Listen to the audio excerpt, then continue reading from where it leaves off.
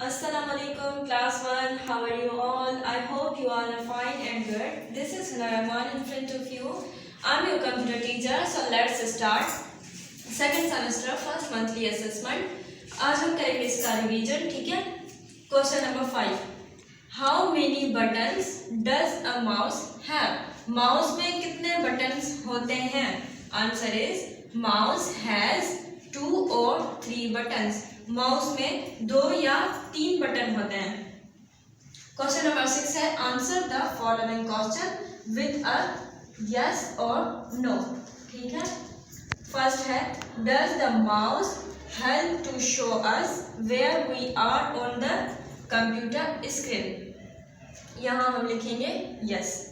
Second है is the small flashing line we see in a document called the pointer.